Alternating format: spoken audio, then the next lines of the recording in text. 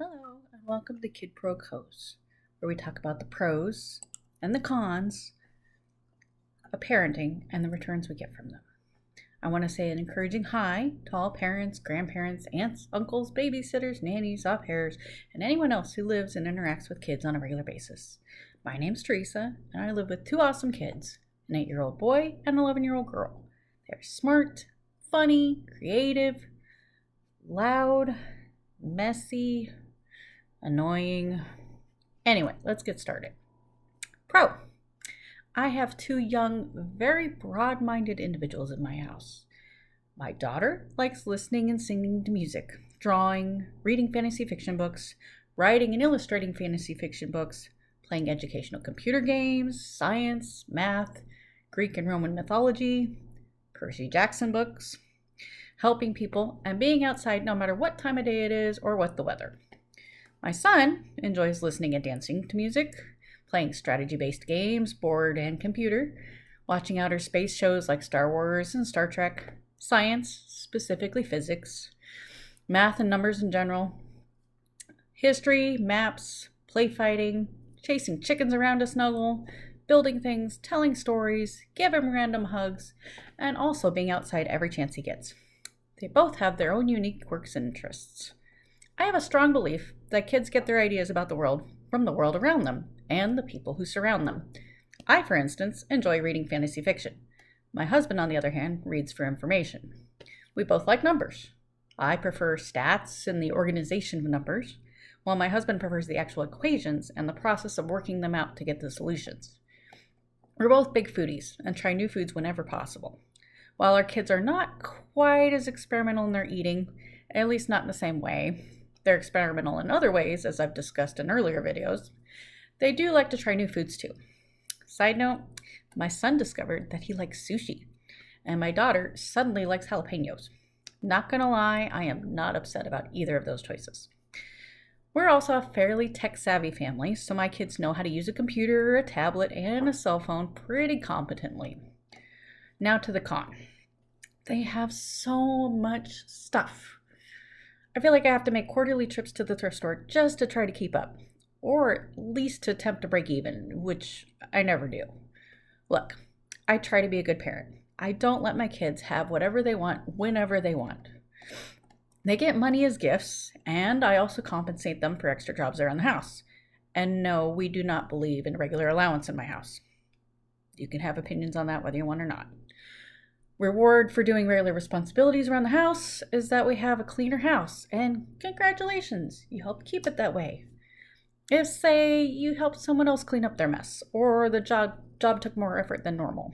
You helped Dad organize the garage. Yeah, $3 an hour. You mucked out the whole chicken coop. Ooh, here's $10. You did all your chores, plus put away laundry, plus cleaned your room, plus cleaned the bathroom. Movie day. So yes, of course, you get extra for that accomplishment. And that extra money, or screen time, as is my son's preferred method of payment, is yours to do with what you wish, with the strong suggestion that you make it worthwhile.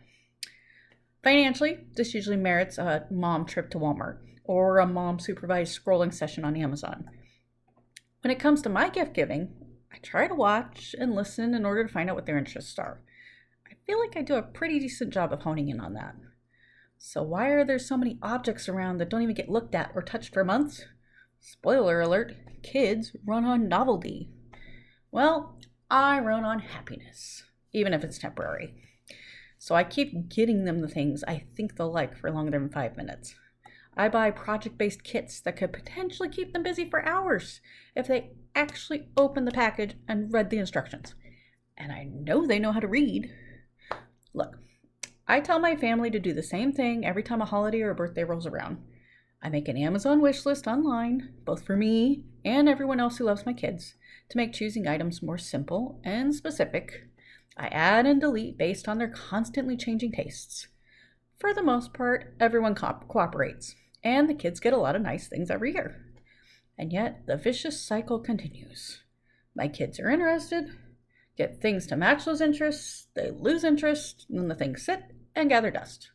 And then I gather the things that are covered in dust and try to make sure they go to other children whose fancy they may strike momentarily. It's just another form of recycling, am I right? The craziest part of all this is I'm never going to stop. Why? Because that fleeting moment of joy on their faces when they get something new and potentially interesting is my fuel. It makes me feel more connected to my kids and proud of myself for getting it right for even just that one day. Am I sick of trying to get rid of stuff and moving untouched objects around? Yeah. I have a hard enough time going through my own mess. But here's the important point, though.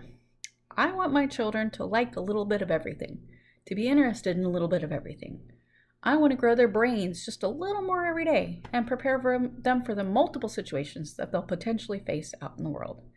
So yes, I'll keep getting them crafting kits to make Da Vinci-esque art out of, books to inspire imaginations, and silly slapstick toys to nurture their sense of humor.